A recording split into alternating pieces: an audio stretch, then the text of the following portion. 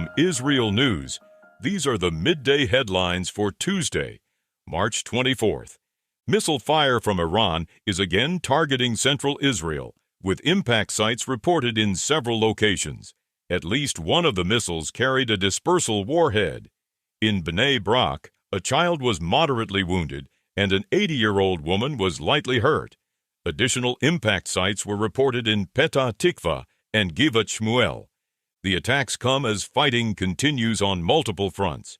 In the north, 4 people were lightly wounded in Safed after an Iranian missile strike. And in a separate Hezbollah barrage from Lebanon, a woman in her 30s was killed, and 2 other people were lightly wounded after roughly 30 rockets and drones were launched toward communities in the upper and western Galilee.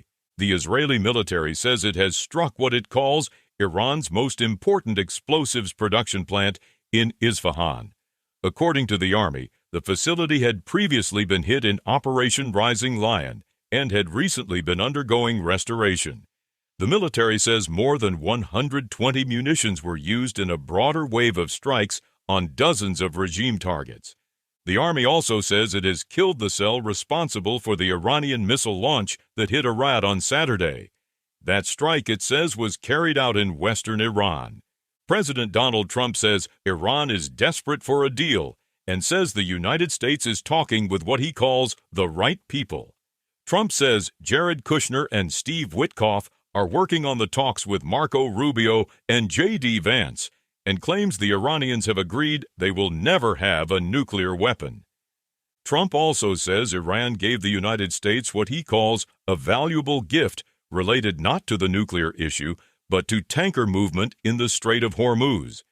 Meanwhile, a senior American official says the Pentagon has ordered the headquarters of the 82nd Airborne Division to deploy to the Middle East with several thousand troops, describing it as a significant reinforcement ahead of a possible ground operation in Iran.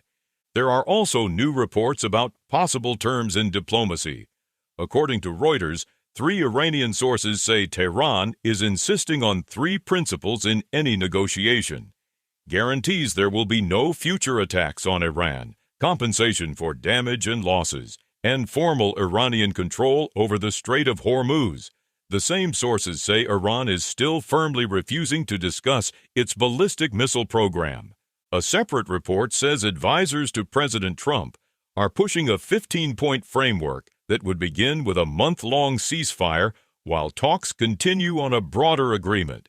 The proposal would include severe restrictions on Iran's nuclear program, requirements affecting its regional proxies, and keeping the Strait of Hormuz open. In return, Iran would receive sanctions relief, assistance on a civilian nuclear project in Bushehr, and removal of the snapback threat. Israel is also monitoring unusual developments beyond its borders. The military says an Iranian ballistic missile fired during today's barrage fell in Beirut. Lebanese reports suggest another missile may have been aimed at a different country, possibly Cyprus, before breaking apart over Lebanon. And amid the wider regional pressure, French President Emmanuel Macron says France is working to renew direct talks between Israel and Lebanon. A Lebanese political figure, speaking anonymously, says there is now a once-in-a-century opportunity to change the country's course and argues Israel should meet Lebanon halfway. Those are the latest headlines from IsReal News.